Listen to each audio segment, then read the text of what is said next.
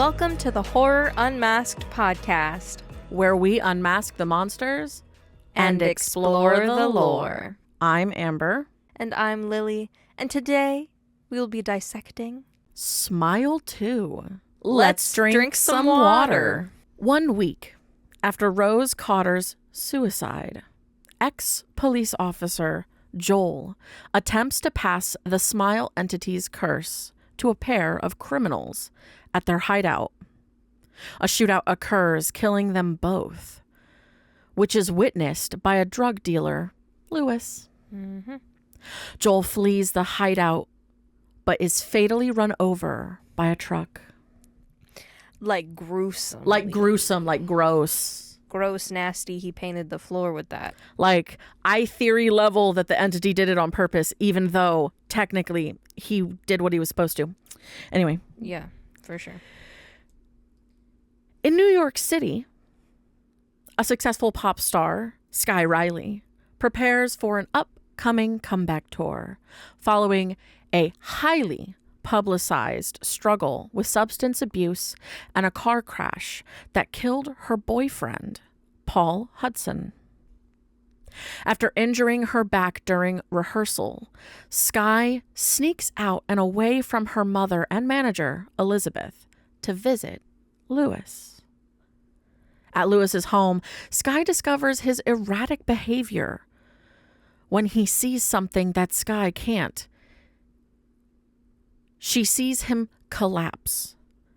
Then he starts to smile at Sky and bludgeons himself to death with a weight. A traumatized Sky decides not to call the police, not wanting to be linked to Lewis's drug dealing. Or killing him. Or killing him, you know. Which would make way more sense than just be like, well, he's a drug dealer. I'm like, no, murder. Murder. You know. Yeah. Shit is brutal. It's legit. I looked away. That shit's legit. I really did. I looked away. That shit's legit. It is. And it was like the way they kept like... They just like... Yeah. Kept on that. And I'm like, yeah. Every hit. Yep. It's fine. We're fine. Anyway, Sky continues preparation for her tour, but soon begins to have vivid hallucinations of smiling people, as well as witnessing several inexplicable events. Music executive Darius invites Sky to a charity event he is hosting, which Elizabeth, her mom, and her manager... Not a good pairing. Momager's not good. No. She obviously pressures her to accept. Sky also reconnects with her former best friend Gemma, who she has not spoken to in a year after a falling out. That night, Sky gets a text from an unknown number, claiming to know that Sky is in danger. Which is scary in and of itself. Yes. At the charity event, Sky sees Paul smiling at her and accidentally injures an elderly patron, humiliating herself in front of everyone. Yo, there's a small part of me that's like... I just love seeing my dead boyfriend in places. But it's also like... I'll get into this whole brain theory thing because it's a damn diatribe. But it's like... Crazy. If there's a small part of you that thinks that you are definitely hallucinating, don't respond to it. Like, just keep pretending like things are normal, especially if you're in a public space. That part. You know, like, I'm in a very public place. I know he's dead, so just keep pretending like everything's fine. But she immediately started fucking up when she was reading that teleprompter. Yeah. She started with fucking up. Yeah. Instead of being normal. Ugh. You know? So bad. You know? So bad. Ooh. Yeah, I just don't know how to say it. It's like, why would you engage? Why would you engage it? You do know he's dead. It's like, your she dead faked boyfriend. But here's the other thing. When witnessing several, like when she does the like signing and shit of, she just like with the kid, Right. it's just she signs it and then they walk away. Yeah. Like that's that do that. Yeah. Keep doing that. Mm-hmm. Anyway, I mean, I guess at a certain point, it just the psychological breaking. yeah. Yeah. Yeah. Bitch has been through a lot. Yeah. Bitch has put So- herself through a lot. That's more fair. Yep. Anyway, Anyway. Sky decides to contact the unknown number that she got from the random dude. And meets this man at a bar. Yep. Because that's smart. He reveals himself to be Morris, a nurse whose brother was also killed by the entity. Morris has been tracking this thing. Yep. He explains how killing someone is the only way to pass the curse along without killing yourself. Yeah. Yeah, The caveat from the first movie Yeah. that we find out. killing someone else in front of someone else brutally Yeah. as well. Yeah.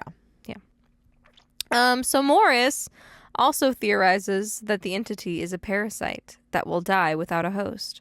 So he suggests to kill and resuscitate Sky to rid her of the curse. But she panics and flees. Which is honestly a fascinating concept as an idea to get rid of it. Right. You know, if it could work. Yeah, if. Yeah. Sky is later attacked by the entity, who masquerades as several of her background dancers, which leads Sky suffering a concussion. Spoiler warning. Skip ahead. Shit's about to go bananas. For real.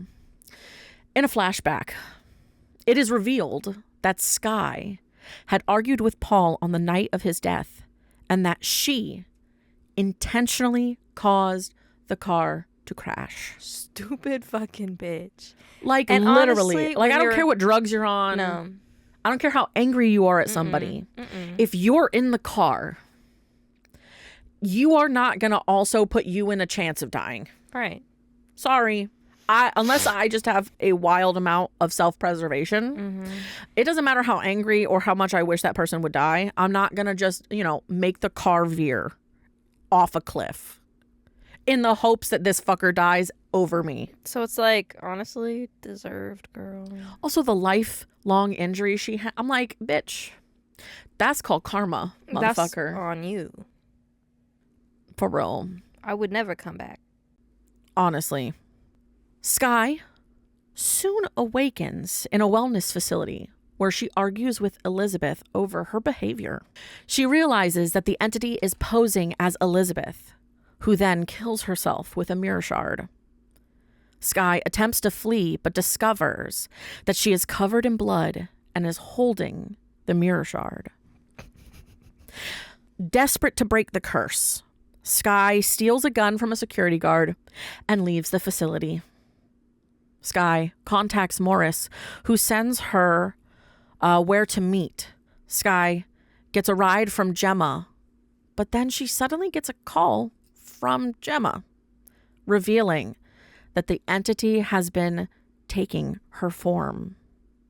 Sky takes control of the car and meets Morris at an abandoned pizzeria, which is like, yo, Five Nights at Freddy's now? Right. As Morris prepares to stop Sky's heart in a freezer for 8 minutes to be certain the entity is gone, Sky is attacked by the entity. And despite her attempts to kill herself, the entity overpowers and locks her in the freezer. Sky then emerges on stage at her tour's opening night. How the fuck we get here? For real. Where she is confronted by a smiling version of herself, which bursts open to reveal the entity's true form in the grossest way possible. The grossest way possible. The entity then crawls inside her as she collapses. The now possessed Skye gets back up, smiles at the crowd, and stabs herself to death with a microphone. In the face. In the face, yep. Passing the curse onto everyone watching. Basically. The end. Yeah, that movie is a mind fuck of like, holy shits. Because in that whole scene at the end there, her mom's like alive. Mm-hmm. Everyone that, it's just, there's a lot of mind fuckery happening in this movie. Mm-hmm. There's a lot of continuity going, what? Yes. During the last 20 minutes, It's all my mind jaw fucking. was on the floor, just like, I'm gonna say it right now. The scene in the freezer when it says, "Look at me," and it's the eyes. No. nope. No. No. I don't like that. Yeah, I'm okay. I don't like that. I'm not looking for a reason. I'm not looking for a reason to have that burned into my brain. Thanks. Yes. Because that's unsettling. Mm-hmm. Anyway, this movie was released October 18th, 2024. The director is Parker Finn. Distributed by Paramount Pictures. I have the box office. Mm-hmm. What was their budget? Their budget was $28 million. Their box office was $138.1 million. Also, this movie is R-rated under the categories of horror mystery. Work. Yeah. It R-rated. Yeah. Yeah. Most of the films that we've done this year are R-rated except for 3. 2 are going to be unrated, and 1 was PG-13, and that was terrible. But yeah, you have some extra. I do. I have lovely some information. extra little bits. Yeah. It's actually quite long. It's 2 hours and 12 minutes. Yeah. Personally, it didn't feel like that. No, it felt like it went pretty good pace. Yeah. Just because there's so much happening, I guess, all the time, and all of it is like, what? Oh my god. What the fuck? What the fuck? No, I can't look. Girl, can you drink the water any other way? Yeah. I look, okay, to preface that, this bitch over here decided to, before I watched this movie, she was like, Voss water, dude. And I was like, okay. So mind you, the whole time I'm thinking, somewhere in this movie, once I realized that it was like the water she was drinking, I was like, okay, it's a glass bottle. Someone's going to get murdered horrendously with this Voss water, and it's going to make her stop drinking it or something like that. No, it's literally just, Lily's reason was, it's just because of the way she drank it. More than what it represented, which was just a coping mechanism. I was like, the whole time I was looking through the movie being like, someone's going to get murdered with this water. And then I was like, that didn't happen. I'm like, okay. I didn't mean to make it seem like it was more than what it was. Yeah, but I also mean like violent. It was just funny to me the way she chugged that fucking water like her life depended on it every single time. And it was like, and it just got worse with every time because shit just kept happening. Yeah. So she kept getting stressed out. So she kept chugging this fucking Voss water, and it's just, oh my god. I'm just like, you must have had to pee a lot. You had to pee a lot. Damn, I really hope you're getting some good brand deals from For real. Voss water. For real. Because, oof. I don't know if it made me want to drink the Voss water, though. I mean, I've had water like that in that kind of container. Mm-hmm. Mm-hmm. Just water. Yeah. You can get it from the ground. Yup. Mm-hmm. Yup. Yeah. No, it was just funny to me, the way she drank it. Anyway, I thought this was a great movie, and so did Rotten Tomatoes, because 86% Yeah, that's very good. is what it has currently. That's very good. Very good, very good. I'm going to agree with it. I might even bump it a little bit higher, to be honest. I enjoyed this film thoroughly. It was 86. I could see it at like a 90. Yeah. Yeah. Yep. Like at a solid 90. Yeah. Yeah. Death count. There are 7. Question mark. Question mark. All of which are brutal as fuck. Yeah, 7 question mark for sure. 7 question mark for sure. You like see all of these deaths, but that doesn't mean that they happened necessarily. so. Yeah. Because you got the 2 guys at the beginning, then the police officer, And then Lewis. Then you have Paul. Yeah, you have Paul. Her mom. Quote, quote. Because was it real? Was it not real? Was it real? Was it not real?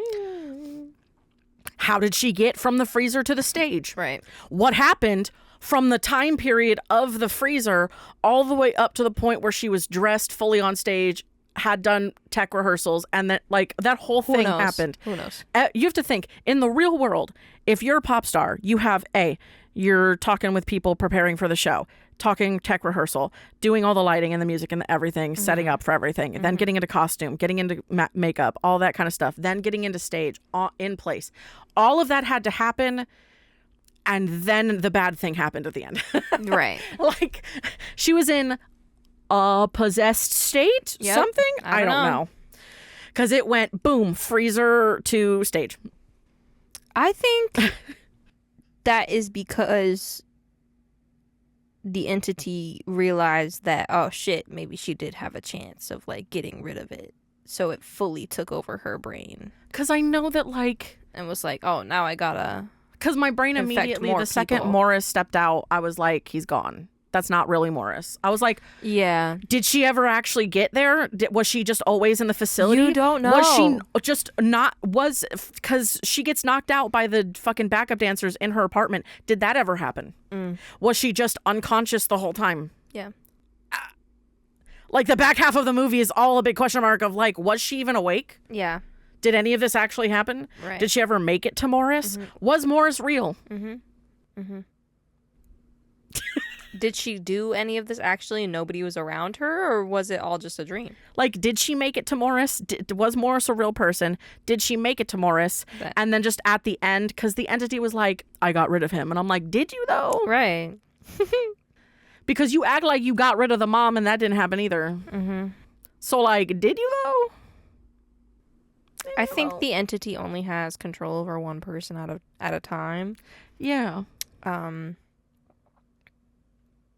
it realized that was a flaw in its existence and decided to infect a stadium. A stadium. A stadium of people. You know what? If they made a next movie, it would have to be Smile the Apocalypse. Like That. at this point. Yeah. Because you can't infect an entire stadium worth of people. Without some kind of repercussion. If there even is going to be a third movie. Here's the thing. It's like, is this just everyone's dead now? The whole world's died. It'll be Smile, Smile 2, Smile 7 billion.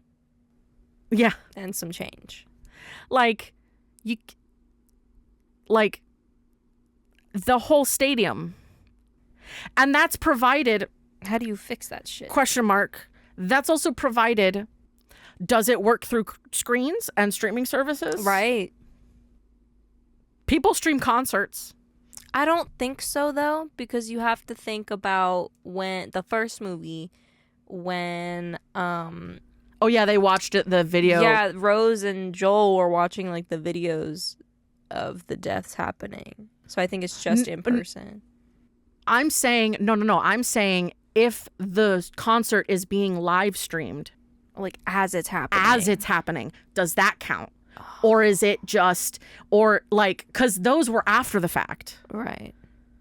Both of the people in that video are dead at that point. I think it would be in person. Like it has to happen in person. Yeah. So it's like a Medusa. But I think it's crazy because are they going to go the route where if they do come out with a third one that it has infected all of these people, or are they going to go the route where it's like just the first person who saw it? Because it's always been the rule, do it in front of one other person. But why hasn't anybody? Well, not even just that.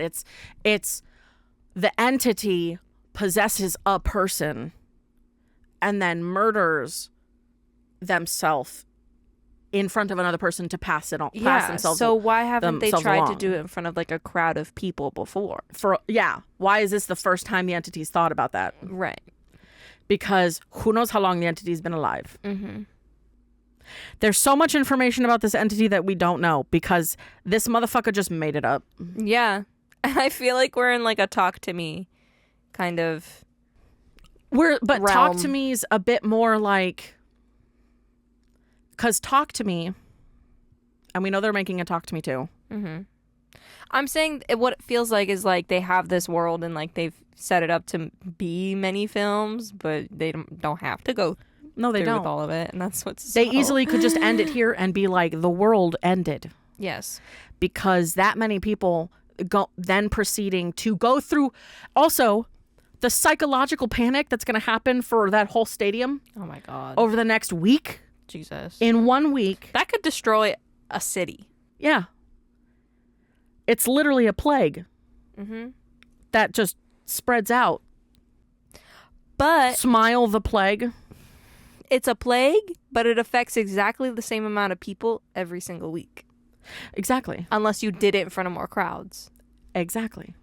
So I don't know. So many questions. So many questions. So many questions, so many not answered questions. Yeah, so I don't know what they're going to do with it. But I neglected a cast list. Oh yeah, we got a lovely cast list to collect on. So here they are. First, we have Naomi Scott as Sky Riley. Yeah. You know her, you love her. Well, I do. She was in Lemonade Mouth. She was great. And then was Jasmine, the Disney princess, live action. Anyway, then you have Lucas Gage. Yep. Which Poor fucking Lewis. Yeah, he plays Lewis. Yeah, You have some feelings? Not about the actor. It's just, yes, poor Lewis, because that shit's crazy. But also, I can't get over the fact that Lucas Gage was also in the show You, and he played a guy who's really into golden showers. I recently saw that as a series to watch, so I have it on my list. Yeah, that was an odd one. Gotcha. But honestly, that show kind of goes down after the second season. So Gotcha. Anyway, I don't know. Just saying his name, I was thinking about that. Yeah. We also have Dylan Jalula, who plays Gemma. Yep. Ray Nicholson, who is actually Come on. Come on. Come on. Jack Nicholson. There we go. I was about to be like, The Shining. I know it's from The Shining. The Shining. I don't know. It's just because I said that, and then immediately my brain went, "Here's Johnny," and then I could not think of his You were first like, name. his name's Johnny now. Yes, Johnny Nicholson, but that is not it. I mean, it's close. Very, very. It's close. But yeah, iconic Ray Nicholson as Paul, who was the boyfriend. Yeah, they do quantify this. There's a lot of people who quantify this as part of being a new era of Legends because of the idea that it's has a lot of nods towards The Shining. So this is kind of like in that vein of a legendary like continue Right. for him being in it. So Very true. Yep. We also have Kyle Gallner as Joel, you know, the police officer from the first one. thought I'd throw him in there Yeah. because his death was so gruesome. Yep. And I can't get it out of my brain, even Yeah, it's when I gross. try.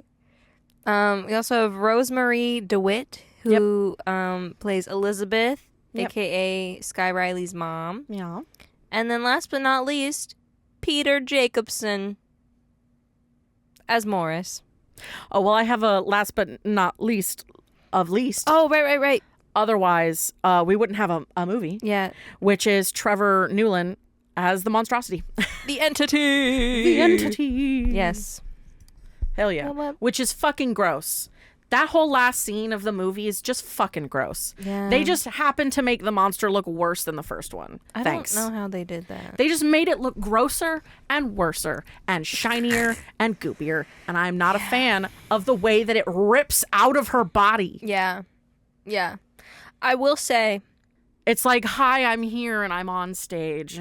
Like, no thanks. it's Also, like you can go away. Also, the big difference between the first movie and this one was the way that it entered the mouth. Yeah. The first one, it just like elongated her jaw, and then kind of like stepped in. and then just like put it, and then just slipped in. Yeah. This motherfucker broke open her face Mm-hmm. to get inside. Because I think he was pissed off at her. Oh yeah, he was pissed because she really was. I think she was about to do it. she was about to be successful Yeah. in like stopping it. Yes. So he was like, "Fuck you." Yeah. I want, if they somehow, some way, I don't know how they're going to do it. If they did do a third movie, it's going to be fucking chaos in that film. I want it to be them stopping the curse. Yes. How? Don't know how they do it though. You know? How? Mass put everybody to sleep. For real. I Like, don't know. so many fucking questions for that. When I watched this movie, I have to share this story again. It gives you anxiety. Yes. This whole movie is just This is very. she's the body bitch, remember? I She's am one the who's body bitch. the body bitch. So, like, when you have somebody in the first scene get split in half by a truck Yeah. and dragged across the street, Making the smile logo. I don't like it. And then Especially when you can see his goopy parts. his goopy parts. And then you're going to hit me not even 20 minutes later A ha-ha pun. with a big ass weight. Mm-hmm. Multiple Lewis's times. Not face. just once. It's multiple. It's many times. Like, his skin is falling off and his face is imploding. You can and, see like, his skull. you can see his skull. He's goopy. And I just don't. I don't like it. So I am the body bitch, and I saw this movie in theaters, and that already makes it worse. She's the body Because- bitch. I'm the spooky bitch. That's the Because problem. you're not in the comfort of your own home. No. You don't have any blankets to really hide behind. This is why we always take our blankets with us. Yes, I'm not in my PJs Mm-hmm. to make me feel more I cozy also- and comfy. Can't press pause. Right? You can't press pause I'm in it. I'm to locked hide in. it, to hide from it at all. Tight like a booty hole. And then I was waiting. And then, to top it all off, we're the only ones in the fucking theater. Yeah, that doesn't help. That's That it. just makes it worse. Me and my partner. And that's it. And so I just would have loved it if Darren just turned over to you and went, we agreed before going in there that we wouldn't do that to each that's other. very funny. Yeah, because I was like, I ain't about that. Don't do it. But then she did do it to me a few days later, and I was like, No, you're It was not actually no. really scary. Yeah. But But it it's was always like, okay after the fact. During the scary thing, you make a pact. I'm not scaring you. You don't scare me. Yeah. Promise. But then she did do it a few days Yeah. later, and I was like, what? Rude. How dare. How dare, actually. It's scary. But then when the movie was over and the credits started rolling, you're sitting there going, oh, thank God it's over. And the music is, making it better. You're not, like, in there anymore. You're not looking at scary stuff. And you can, like, decompress for a bit. And then we stand up and we get all happy and giggly because it's like, yay, it's over. No more scary. And then, boom, they hit you with, like, the most terrifying music. And, like, we bolted. The end credits scared them, essentially. Yes. It didn't help. It didn't. It did not. Like, I don't remember exactly what was playing because like it freaked me out so bad, but like it was fine for a second, and then Because it was from the soundtrack of and the then film. the atmosphere got dark again, and we ran out. You dipped. Actually, like it might be embarrassing, but I don't care. We booked it But yeah. because it's a freaky one. Yeah, it is. The Smile movies are shockingly gorier than you think. Also, the fact that in the first part of the movie, there was a small moment where I was like, I forgot who this was, like who the character was. It Oh, the dawned police on me officer? after, and Yeah. it also made me realize, because I was also like, why the fuck is somebody burning? And then I was like, oh fuck yeah, Yeah. forgot about that. The burning body. He's haunted by the burning body. Also, getting more into the tangent of the creature itself, Oh, of her. you're haunted by the death of the person that you see die. The scene, there's a scene where she's standing in front of a mirror and Lewis is behind her, Yep. but when she leans, like he leans with her Yeah. so that she can't see his face. Very creepy. But also the idea that technically that entire stadium, she's going to be what's haunting them. Yeah. Oof. It's going to be really interesting. Also, that entity's going to have to get real creative with death for that entire movie. For that entire audience to die. in different ways. Oh, yeah. Yeah. Okay. Okay. I just checked. Smile 3 is in development. Knew it. So, yeah. Smile 3, the apocalypse. Pretty much. Honestly. Because what are they going to do with that? Yeah, they're starting filming this year. Gotcha. So it's going to come out like within the next 2 years or something? Too. Yeah. Figured. I figure. It'll probably be the next 2 years. What? What are they going to do with this movie? I don't know. Especially after what they just did. Okay. Finn has hinted at the possibility of Smile 3 exploring new and potentially crazier storylines. Okay, that doesn't tell me anything.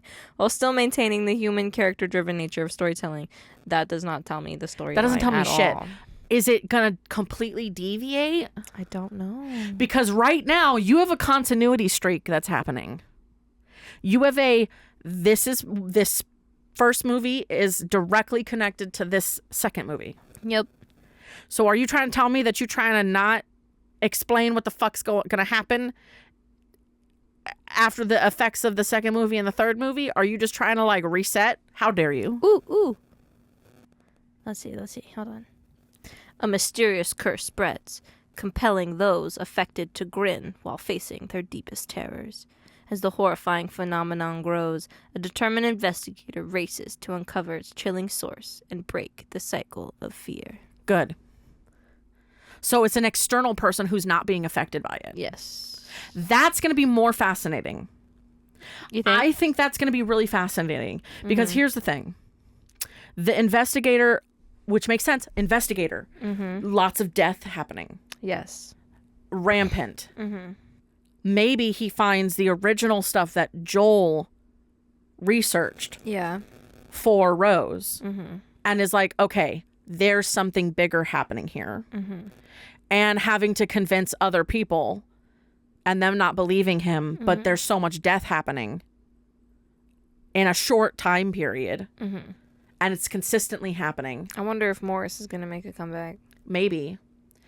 Or if he's done. As being help as like and figuring it out and maybe finding other people to help him and then being able to figure out a way to end the curse would be fascinating. I think that'd be very fun. Because I think it could be a very good 3-part series. Yeah. It only needs to be 3 parts, I think. So If they try to drag that out more. they're gonna go downhill. Yeah.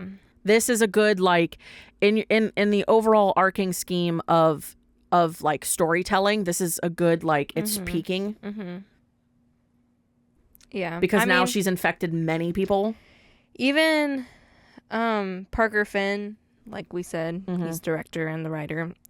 He like kept coming up with sequels, but too quickly after Yeah. it was confirmed that there was going to be a second one. So he was like, let me go with the non-obvious choice. So I'm going to sit and I'm going to stew on this for a bit. Yeah. And I think It's helped it's a good to lot. show that a director has like a lot of ideas Yeah. for their Mhm. potential.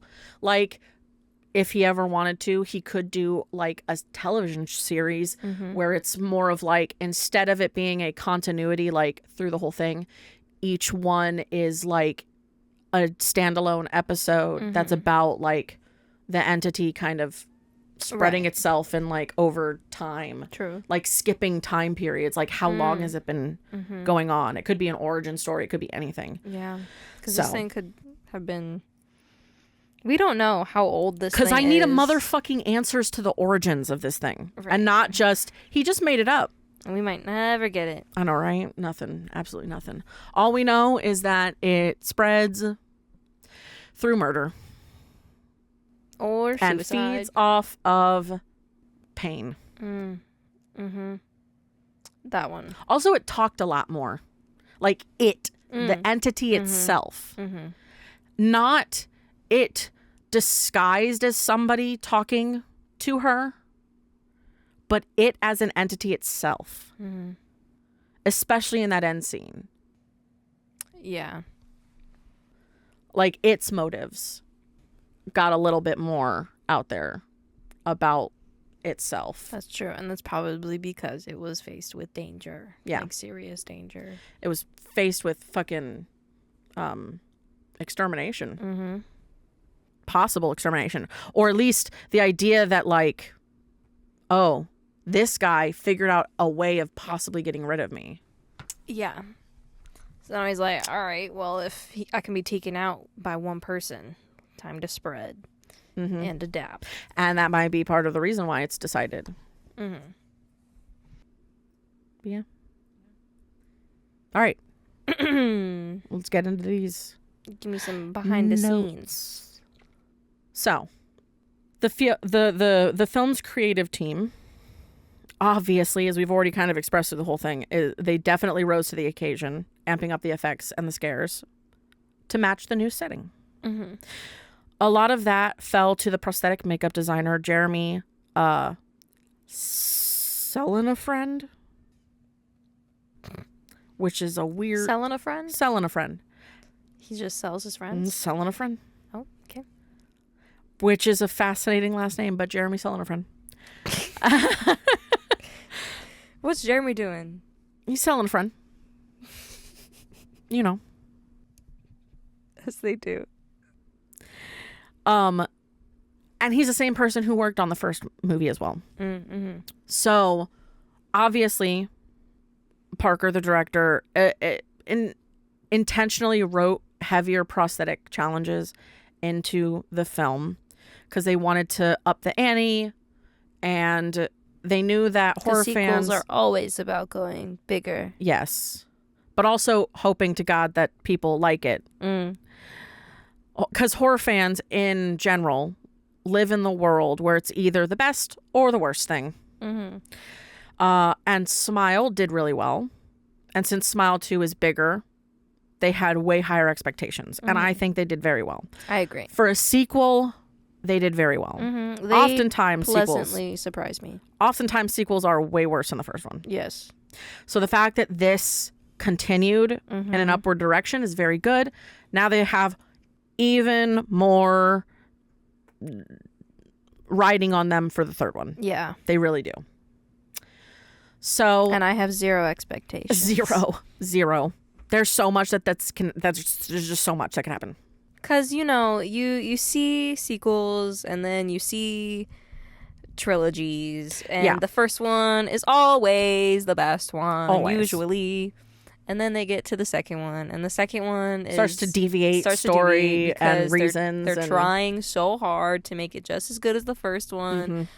But, like adds in more shit that doesn't need to be there or wasn't even involved in the first one. They're really just trying to redo the first one. Yeah. But this one had a good spin with a much different storyline. Yeah. And it was very well done, I think. Yeah. And it cleaned the end of the first one at the beginning and gave reason to the rest of the movie. So that'll be interesting to see what they do with that in the third one. That will come out at least sometime within the next 2 years. But also, Parker loves tangible, practical, anything on set. Yes. From prosthetics to set pieces to working gags to elemental special effects stuff. So the makeup designer, Jeremy, he was like, it's really nice to see that in modern directors because it is something that they've lost a little bit. And we talk about this all the time. Practical is always better, always. Yes. Because there's so much more to go off of and to be with. And it's also just so fucking cool to see practical shit. We talk about it so much that we should have t-shirts. For real. So and he also says it's nice to just have another director like in your corner to fight for it. Because he knows the powerful tool that VFX can be and knows exactly where to use it to have its fullest effect. Which is always good to have in a director because they don't always know. Yeah, because you want to be able to balance the practical and the digital so that it's seamless or you don't even notice that it happened. Because it's like Jeremy goes on to talk about like how lucky he is that he's gotten to do a lot of shows and stuff where even if they know that there's a gag that's going to be completely VFX, when it's all said and done, they've actually had actors be like, okay, but I still need to see my arm bulging up because I'm acting and I need to know what I'm acting to. And if there's nothing there, I'm not going to give the performance it deserves. Oof, okay. So, which it's better to be able to play off of something. That's always going to be true. But then you always have those people who are going to be like, well, if they were true actors, they wouldn't need it. And it's like... Yeah, but that's saying artists, like people who draw, should only draw from memory. And that's not how the world works. Yeah, not at all. Everyone needs a reference. That's just facts. Exactly. So what they'll do is they would build like an entire rig for the thing. And sometimes they'd be like, hey, that worked out great. And they don't even need the VFX.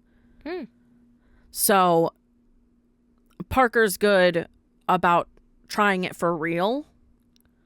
And then they'll get as much as they can possible. And then they'll augment it later if they have to. So some things go in and are planned that way. So that some of them are physical stuff. And then they can like digitally tweak it a little bit.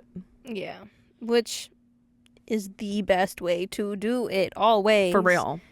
Like if you like the monster is a real live puppet creature thing. Because it's like in it it's literally it's the idea that like it's there to physically react off of. But in the film, if there's any moments in it where it's like its eye twitches or its mouth twitches or its drips, those are maybe digitally added in after the fact, but it's still physically there. Yeah. The other big thing that Jeremy also says is that he prefers to sculpt tangibly with his hands, and that he's essentially going to do it for the rest of his life. Yay! Because he genuinely loves it, but he does respect a lot of what some digital sculptors do. For sure. It's not like it's an easy job or like, okay. Yeah. And it's different than like an AI format or a like just purely, you know. We talk a lot of shit about CGI, but it is still someone's art. Yeah. It's just so what am I even trying to say? I don't know. It is someone's art. So respect. But we just don't like it. It doesn't add to movies what it should add, and I will caveat that by saying that some movies are beautiful in VFX if they're done right. Yes. Like the Avatar films. Yes. Are fucking stunning. And they are VFX heavy films. But they're done with a level of precision because that's what that movie is. And that's the big thing. Mm-hmm. If they're just meant to be gags or other bits and pieces in the film and are not a main focus of the film, if you're not doing it with a level of intent, it's not going to look right. Right. Correct. Yeah. Because he does say for Smile 2, Naomi, she was all digital scans by Millennium FX in the UK. Mm. So Morphology did some of the life casting from prints of the digital scans. And then Studio Gillis was also involved. They were from the first film as well. So there was a lot of teamwork between departments and other shops and things like that. So there was a combination of using digital scans to do life casting and things like that. Mm-hmm. So instead of the person having to sit with all the life cast stuff on them, they'd be able to digitally scan it. Very nice. Even though they did do some of them in life casts. So, the smile itself, the smile. Mm-hmm. So when they were reading like the first scripts, they were like, okay, we're going to be augmenting these creepy smiles with prosthetics a la Jack Nicholson as the Joker or something like that. There was some digital tweaking in very rare instances, but that's more to lock faces in than to enhance the smile. The smile is real. Mm-hmm. There was some level of like, they believe that during the auditioning process, every one of the actors had to like do a creepy smile. Yeah. And then for some of it, there was one of it where it was a life cast. So the actor under the rubber had to hold that smile for as long as they possibly could, Oh. so that they could do a life cast of them. Because now I'm getting into the little like bits and pieces that are specific to things. Mm-hmm. So like this next one, this next one is mainly about. This is all about Lewis's death. Ugh. Okay. Your favorite part. Mm. So they didn't use any specific references or any like specific references for this film. I was actually wondering about if they Exactly. used a reference. Like, how do you know what it looks like when somebody smashes their face in with a weight? Yeah. a weight? It's tough as it's a very imaginative thing. Yeah. But they had a lot of MMA fight references. Oh. Just extreme nose breaks and things like that. So they had like references from like fighting. Mm-hmm. But nothing quite obviously like a weight plate. Yeah. So this was the one that Parker was the most excited about and really wanted to nail the look of. Parker, my friend, you are a scary dude. Because you also have to think, this is the character creature thing that is going to be haunting her throughout the film. Yeah. Or at least the main one from the beginning. So they spent the most time with it and did a couple of different iterations of the sculpts. In the movie, there are 3 hits.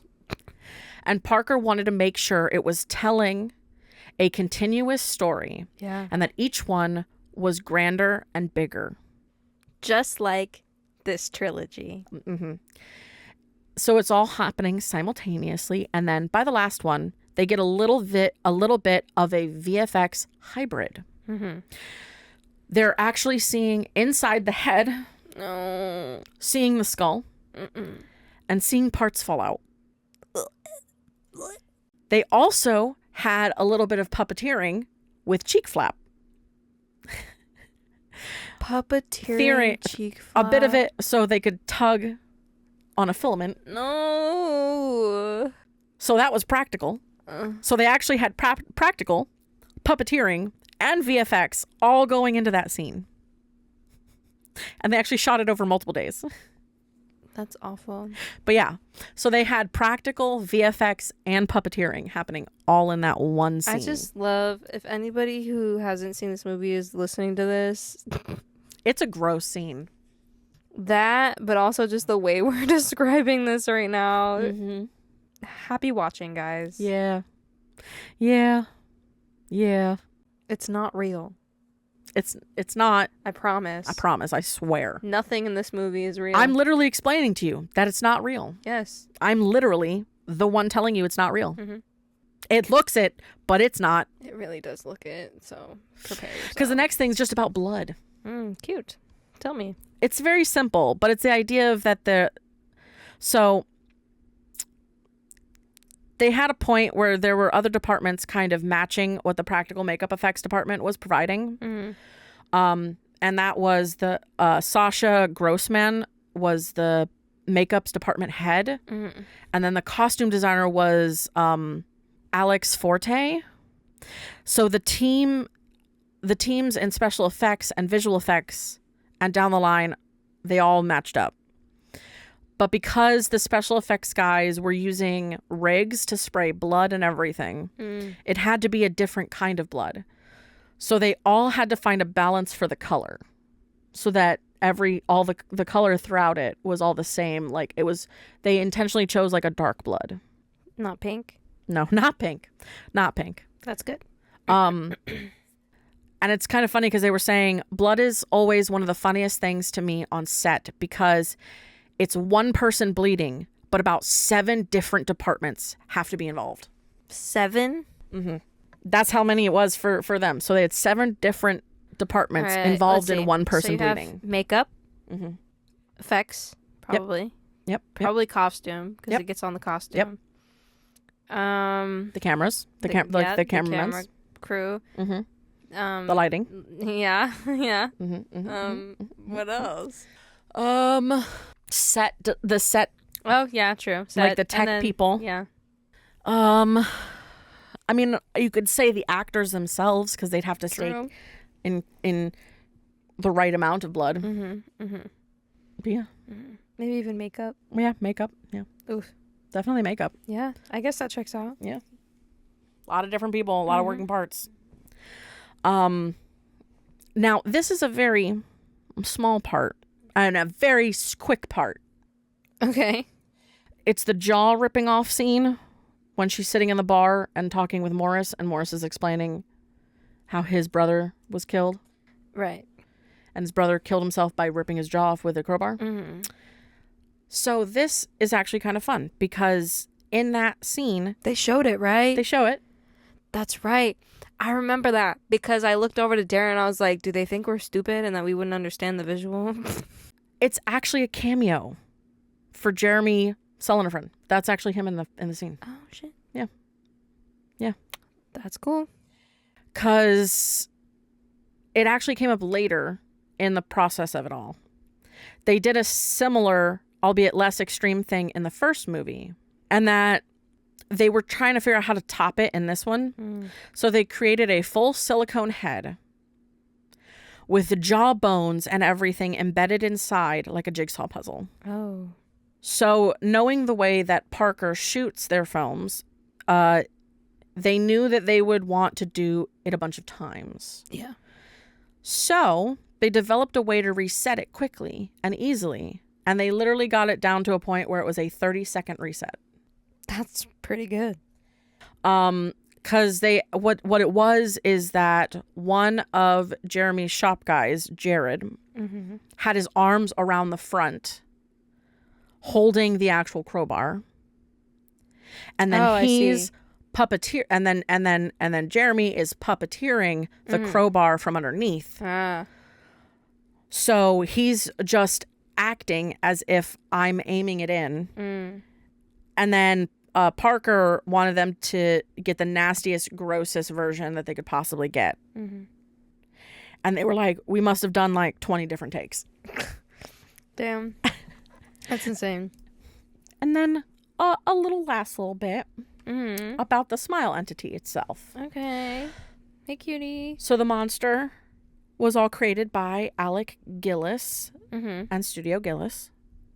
But Jeremy's team was part of it and puppeteering it. There are digital alterations in post, like we had talked about, but they had this gigantic, crazy ass monster on set. Yeah. And the actor really had the chance to react to it. And it was as big on stage as it is in the movie. Oh my god. And Because that thing is massive. a sweet little tidbit on the entity. Mm.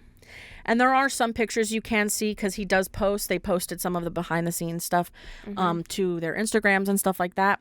And you can see a beautiful little lovely visual of the entity on stage with puppeteers Oh yeah. all around it. And that motherfucker is massive. Massive. Massive. But yeah. so cool. That's all of my notes. I like it. I like it. So what do you got for me? Well, first, I'm going to talk a bit about Mr. Finn, his inspiration for Smile 2, specifically. Okay. Because I'm sure I talked about the inspiration for Smile 1 when we did that one. Yeah. Because that one was hella specific. Yeah, that one was like... From his own creation. From his own creation, his own little brain. Mm-hmm. Made a little short film. And I'm just like, I don't want to live in your brain, man. Yeah. If that thing came from your brain, I don't want to know what else is in there. Yeah. I'm so sorry, dude. What other things are hidden in the dark corners of the recesses of your brain? I hope you have good therapists and good medications. And something that knocks you out at night, because I don't want to know what your dreams look like either. Well, yeah. I talked about this earlier, but Mr. Finn said that... Viva Finn. Yes. Said that the first month he started thinking about a sequel, any idea that came to him, he just threw it away because he was like, all right, this is coming to me too quickly, so that's too obvious of a next step into this franchise. But as for inspiration, when he was looking for ideas, he said that he loves the world of pop and he's fascinated by some of these women. Which is wild. Yeah. To hear this man be like, I really like the pop genre. I'm like, okay. My guy. All right, dude. All right. Okay. Yeah. But it was more like the personas of the women. Yeah. Like, who is the real person behind the velvet robe? Yeah. So he sort of just stumbled on the idea of this mega pop star within the character of Sky Riley, and then just became obsessed with it and built off of it. But there was like a number of inspirations that he took for Miss Riley here. Lady Gaga, obviously. I figured that one. Especially with the outfits. Yeah. Rihanna, Britney Spears, Sia, Olivia Rodrigo. Yeah. Charlie XCX, so many. Tate McRae. Because while looking to create somebody, he wanted to create someone that felt familiar, but also had a unique sense of style. Yeah. Which was very genius using Naomi Scott, because we've already kind of seen her in that role, especially with like Lemonade Mouth being a part of a band and having a music career. Yeah. And then going into Disney and still like being a Disney princess and having more music career. Like it was just, it kind of, we already kind of saw her as this. But also the idea of using characters like real people, using Gaga and using Britney Spears. Like God forbid, like everyone knows all of the shit that happened with Britney Spears. Yes. Like it's a good reference point. Yes. To backtrack to. Yeah, he would use like tragic stories as well for celebrities like Amy Winehouse and Whitney Houston, which is perfect. Like to dip back to for certain mentalities and things like that. Yeah. So just like a conglomeration of both like style, but also personality types. And personality types, and just also their faults, the bad shit that they were involved in, and how that can lead to these tragedies. Yeah. Such as Amy Winehouse and Whitney Houston. Yeah. Another little inspiration point was something called the Kubrick stare. Yes, I did read about that. Yeah. So I think it's also we mentioned it in another movie. I just don't remember which one. I think so. The Shining, The Shining. Yes. because it's in The Shining. Yes, The Shining. So There's a lot of inspiration from The Shining. Yeah. If you don't know what the Kubrick stare is, it's a technique to show a character's dwindling sanity. Yeah. It got its name after Stanley Kubrick Mm-hmm. because he used it so often. Yeah. Originally, it's from A Clockwork Orange, that movie. So Stanley Kubrick didn't actually create it. Yeah. It came from Malcolm McDowell in Gotcha. Clockwork Orange. It came from the how it was played. Yes. So here's how Malcolm McDowell said the Kubrick stare came to life. He said he was doing various things, like, don't forget, I'm also supposed to be a little high. And so this kind of look came, and he suddenly started to laugh. And he was laughing because the eyes were kind of up and glazed over, and the mouth kind of took on a weird look. And then when he started to laugh, we knew we had it. And when that's what it was going to be, because we were making a comedy, let's face it. That was too much information. But okay. But it's essentially he was method acting. Yeah. He was getting into the method acting side of it. And so it just turned into this visual that just kind of stuck Yeah.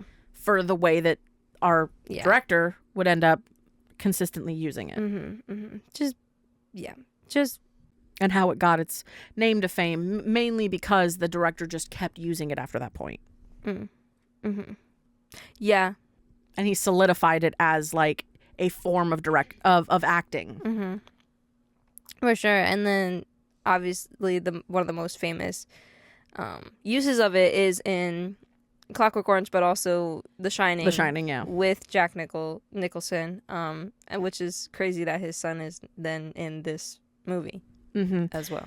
And like I was saying, it continues the legacy and legend of the idea of like keeping the era of like high fidelity films that are really powerful and have this very intense visual to them. And for him to kind of carry that For sure. is important. Absolutely, because it was like, and when Because you're watching, you could see his dad in him so I was hard in just that about movie. to say, I was just about to say, when he's walking up to the stage specifically, It's so The Shining. oh my god, it's so The Shining. It's so The Shining. Like you And can it was crazy because I didn't know. hand him an axe and he's ready to go. Call me crazy because I'm gonna be honest. I didn't know who Ray Nicholson was. I Didn't realize didn't realize that that's who that was. that level of connection. Yeah, but when I was watching this, that's definitely what was going through my brain. Like, wow, that looks like Jack Nicholson. Yeah. Like straight up. So I should have known that was his son because it was like too. It was perfect. It was crazy.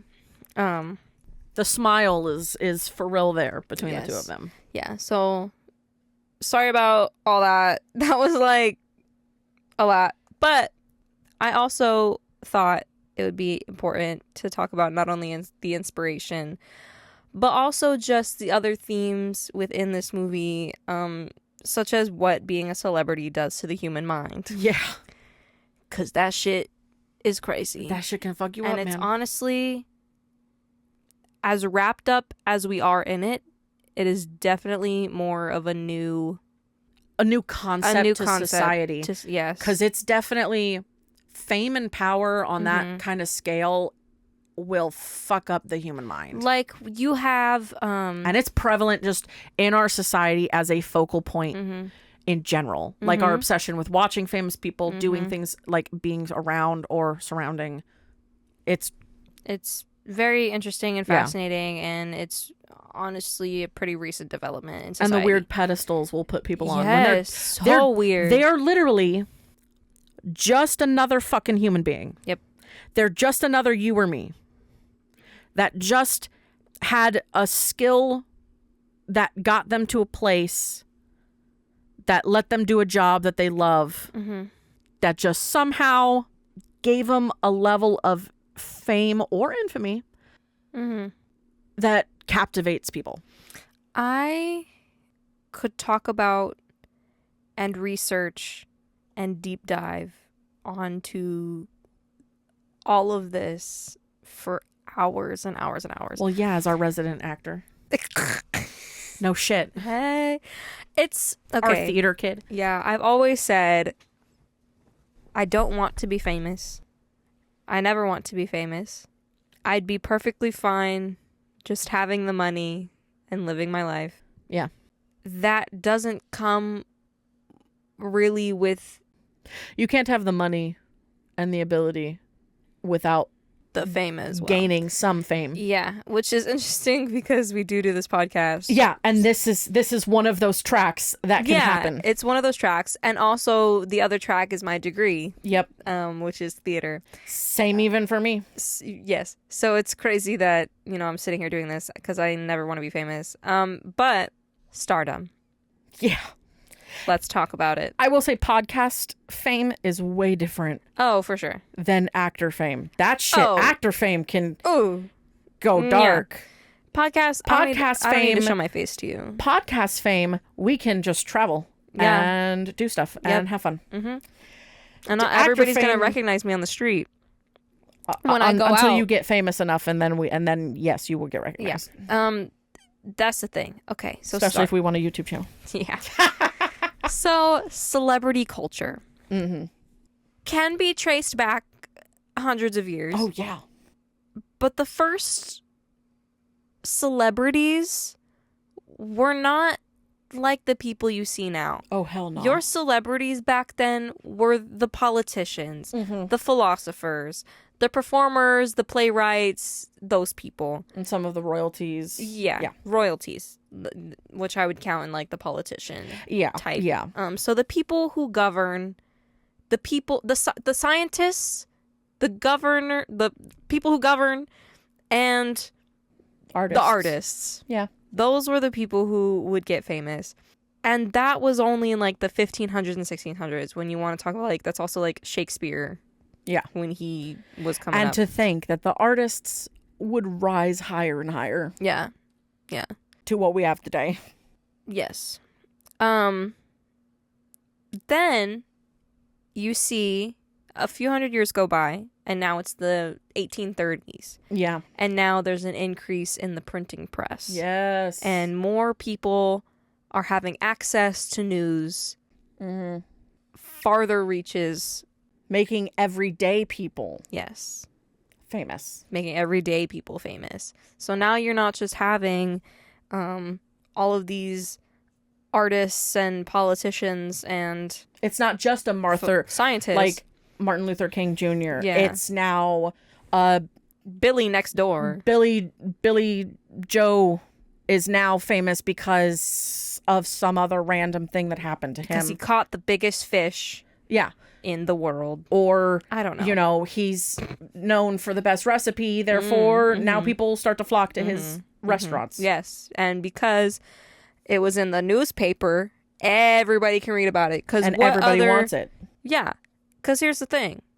What else were they doing back then than gossiping and Mm-hmm. Spreading rumors. spreading rumors and Talking about stuff. and making more kids to do that with? Yeah. Also during this time, because the printing press increased, became more popular, these publishers decided that they were going to lower their prices, making it even more accessible to And these also people. photography. Photography started coming up, so pictures of these people, you're starting to know what they look like. And then eventually, Mm-hmm. the mystical, magical objects of video cameras. Oh, yeah. Building up the idea of being able to capture someone over a long period of time. Mhm. And that leads me perfectly into my next section. Up until the creation of the film industry, Hell yeah. performers were just limited to the stage. Yep. They had power over the roles that they got and their schedules, and sometimes even who their co-stars were. Oh yeah. But when film started, Oh yeah. When people started to realize that, oh, we could do more than just being the person who came from the photography degree, who had a whole class time period where we talked about the origins and what started film, which was literally just a bet. The whole origin of video in general is a bet, because one guy didn't believe that a horse's feet would fully come off of the ground or not. Yep. If a horse was not on its feet at all at a certain point while it was running. And that was the bet. And catching that with stills and then speeding it up gave them the ability to build film. And multiple pictures. all of that led to the together. creation of Video. phantasmagoria, which is a whole form of spooky theater and for now video formats. And then it led to the early movie scenes of black and white films. Yay. And our first real visuals of movie star. Beautiful. Beautiful. Thank you for adding that point. Yep.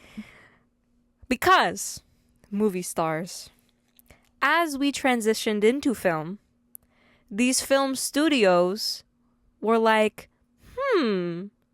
I can control things. So they did. They began to control many aspects of these stars' lives. Yep. To craft a specific image for them. Yep.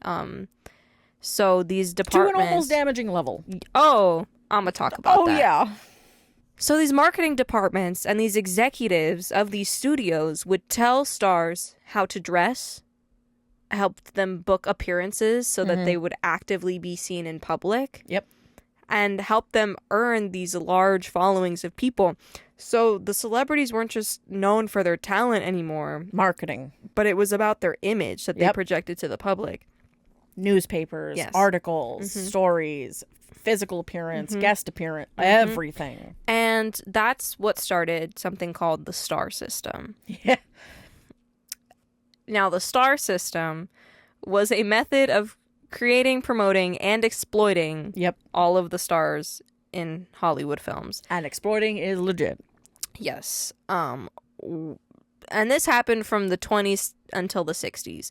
But these studios would select like promising young actors and actresses, and they glamorized and created these personas for them and like would give them new names, new backgrounds. Yes. Completely changing where they came from. Like it's all You'd be a lie. surprised at how many actors.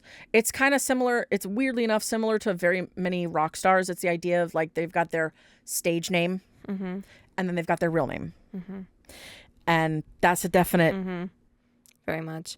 And they Big were thing. taking these people and like using them as if they were objects and like they owned them. Oh, yeah. And would push them For sure. Push them beyond limits. beyond limits. And, you know, a big... Because there were no regulations back in the day. Yeah.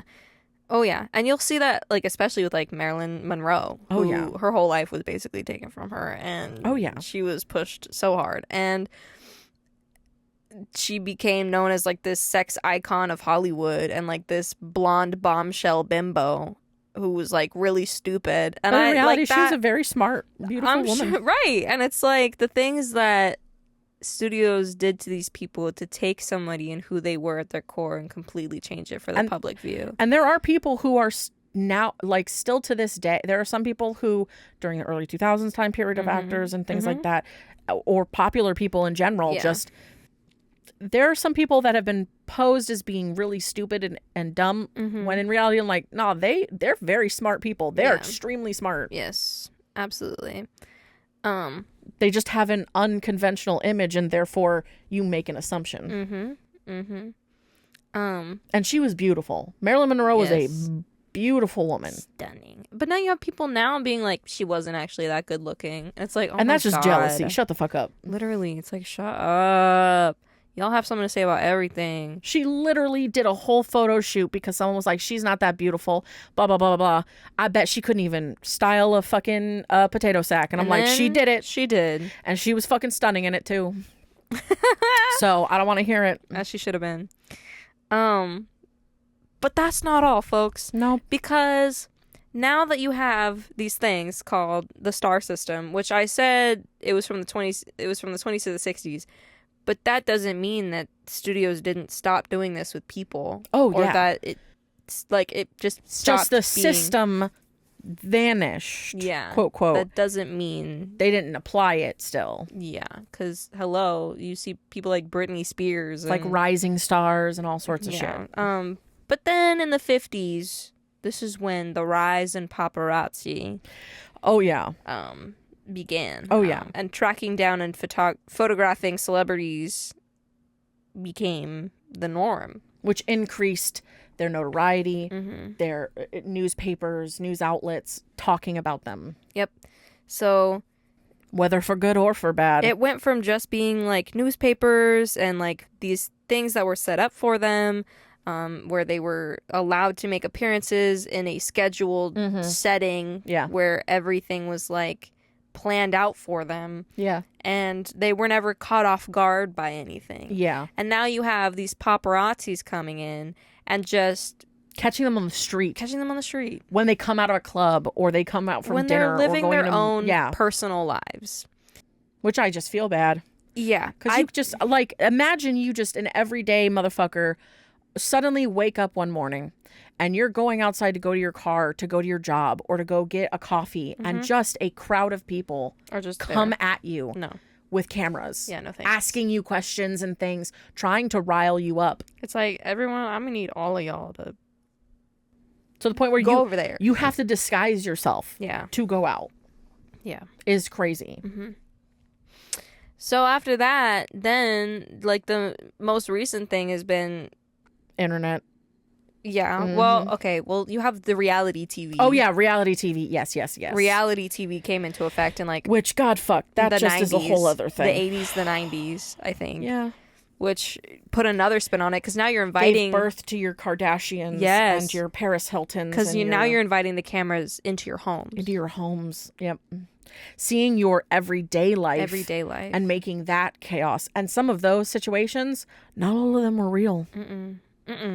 Some of them are very staged.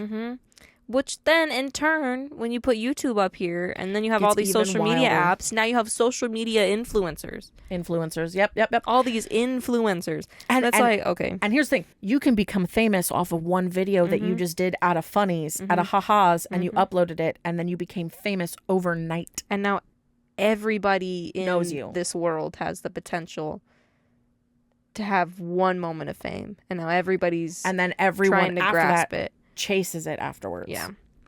Trying to But- stay relevant. If y'all, I'm going to give you guys some words of caution. Mm-hmm. Because pop stars have a lot of dangers. Oh, yeah. And Just as chaos as think of it as like musicians. Them musicians and yeah.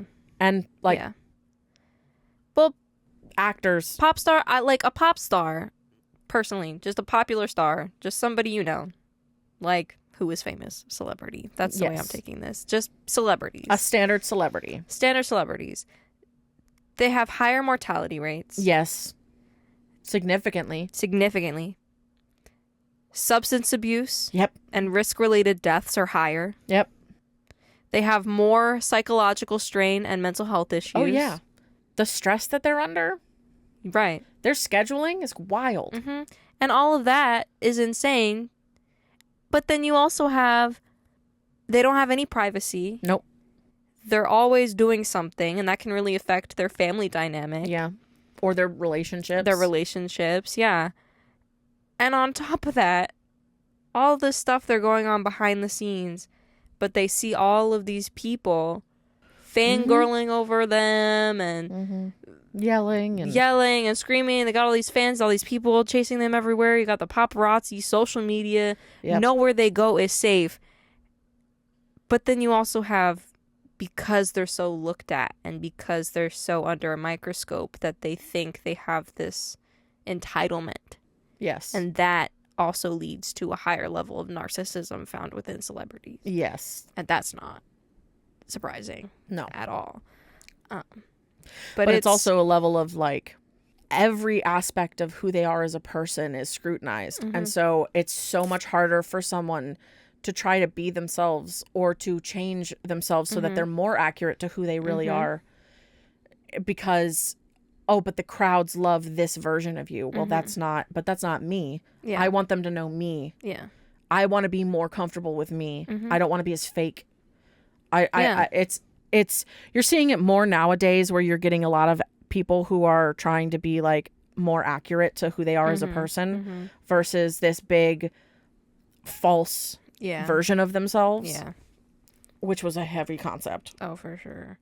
But I think that this movie really goes into like you have, it really shows you the dichotomy of like everyday person versus superstar. Yeah. Because you watch the first film and you see this woman going through like She's just a psychologist. Yeah, she's just a psychologist. She goes to work. She's about to get married. She's got a cat and she's got a sister and pretty normal everyday things and like this everyday struggles there. But then you also see this celebrity who's gone through so much shit. And then on top of that, every day she has these pressures from people to not be herself and do everything. And it doesn't help that like for her other mother people is her manager. Yeah. So there's no separation between work and family in that moment. It's so her mother no longer treats her just like a child, just like her child, like family. Instead of it's now you're a commodity that we have to push. Yeah. It's like, no, I need you to just be my mom. Right. Not my manager moment. Yep. You know? Ooh. And you're put in like all these really strange, and I'm not defending celebrities because there are some really shitty ones out there. There's some really great ones, but there are ones. Some ones that are taking advantage of a lot of things. And there are also some that are genuinely struggling with things and very good people. You never know. It just, everyone's different. But there is just a different level of stress there. Yeah. I think. Because of how intense the public eye watches them. And I know I could not. That is just, my anxiety levels are already way too high. Yeah. I don't understand how we expect people to be under the microscope all the time and not crack. And I think it just adds to my hatred for cancel culture, because people will do something and will be like, society will just be like, no, you're done forever. When it's something minor, there's a difference. Like, it's okay. Like, okay. There's a difference between cancel culture, and I hate the fact that it's been called it's turned into being called cancel culture. Instead of just like calling out someone for being a terrible person versus this person fucked up, but this is not just like their permanent existence of who they are. They just fucked up, and so they're going to correct it. But like, this person fucked up and they are a terrible person, then you can be like, fuck you, we don't want to talk about you anymore. Yes, that's my point. Because there's definitely some famous people who have fucked up recently on a level that is so extreme that you are like, no, not anymore, thanks. Not for the visual expression of what you say you now believe in, thanks. Yes. I will say, I'm going to add to this a little bit. Are you trying not to crush, are you walking on eggshells right now? No. To say this? No, not at all. Okay. It's just people who used to do and say shitty things, but have now owned up to that, have acknowledged their faults, they were bad, have learned to be better, and are now working acting towards it. on it. Yeah. Great. I think cancel culture is stupid for that. For one of that, for taking things of that person's past and bringing it up, and now I'm being like, you're canceled when they have actively done the work. But then I also think that cancel culture, even for people who are not there yet, is not a good environment to promote change in that person. Yes. Because now you have everybody attacking them, saying you're a terrible person. You're not giving them a chance. Yeah. It just perpetuates the idea that they are bad and that they can't ever change. And there's nothing they can do about it because people are going to hate them. So what's the point? And that's just how I feel about it. If that person doesn't want to change, fuck off completely. Yeah. But yeah, that's just how I feel about that. Yeah. I don't know. Heavy stuff. Yeah. When do we not talk about heavy stuff in this podcast? I mean, next week's gonna get worse. So our next episode is gonna get just as bad. Oof. So fucking look, You're you so know. right. You're so right. Yeah. It just is. On but a that's level okay. that's like even more complicated. Yeah. Tune in. Yeah. But that's all I got on that. That's got- all the thoughts I got on that. You got a 1 star? I do. Let's go. I don't even remember if it's good. Okay. All right. Smile 2 tries to build on the eerie success of its predecessor, but stumbles into a mess of over-the-top scenes and an unlikable lead character. Okay. The movie leans too heavily on shock value, with an uncomfortable fixation on grotesque imagery, particularly Is the word stopping you? particularly snot, that quickly becomes excessive. Oh, what? I don't know Also, have you seen the first movie? that part. Instead of delivering genuine scares, it feels like a chaotic attempt to one-up the original. If I never see another snot-drenched moment in a movie, it'll be too soon. They're mentioning a snot moment in the movie. You mean from the beginning? When Lewis becomes possessed and is because he was crying and panicking? Yes. And also he had just snorted coke, so obviously Yes. he's fucking, his nose is on edge Yes. already. And then he becomes possessed and then smashes his face in with a weight, but we're not going to talk about that. Oh, grotesque imagery, particularly snot. Snot. Yeah, that whole moment. Yes. I'm just like, the motherfucker smashes his face in with a weight. Why are you focusing on the snot? He's been possessed by a fucking entity that murders and kills its victims in front of other people. Who gives a shit whether there's snot or not? Of course there might be snot. It's scary. There was a naked ass man who chased her down the hallway and then vanished. Yeah. What do you want? Hated that part, Hated that part. by the way. Ugh. But I'm just like, the first movie was gory. What the fuck? Were you not expecting this? But then it goes, unfortunately, Smile 2 isn't worth the hype and misses the mark entirely. This movie is snot worth the torture Oh my of looking fuck. at snot bubbles for over 2 hours. Where were you watching snot? I'm just... I think their real who was fear so here obsessed? is boogers. I think they're I'm sorry, genuinely throughout the afraid whole of... movie, I was not like, wow, there's a lot of snot in this Right, film. I wasn't either. I honestly forgot that there was. This man's got a whole germaphobe issue that's Yeah. way worse than anything else. at He least. wasn't scared of the blood or the gore or the weight smashing or the car crash or the stabbing with the microphone. Or the fucking monster. Or the fucking monster. He said, boogers? Boogers. Ew. I hate that. Yeah. But that's fine. I'm just like, there's so much more going on in this movie. Mm-hmm. Yes, it did top the first one. That's the point. It did. It did really well. Mm-hmm. The fuck are you talking about? 2 hours of snot? What? An uncomfortable fixation on grotesque imagery. Yeah, that's the point. It's a rated R movie. Did you not see the entity from the fucking beginning of the first movie? Like, did you not see it? No. Did you not see how fucking scary that motherfucker looks? No, he was probably blowing his nose and running away from the napkin. For real. This man religiously cleans his nose. Yeah, there's not a booger in there. It's an empty cave. Ugh. Anyway, that's all I got. That's some craziness. Some people are real stupid, but, you know, hey. Anyway, Yahoo! our next episode is going to be on Heretic. Yay! So be ready for whatever the fuck this is going to be. Mm-hmm. It's going to, look, we may offend some people. Oh, well. Very much a well. Like, I don't know how else to say that. yeah. But hey, if you've, liked it so far, remember, rate, comment, subscribe, like, heart, thumbs up, all that jazz. If you've got any movie recommendations, you can send us an email at horrorunmasked@gmail.com. And you can also listen to us on all of the socials and all of the things.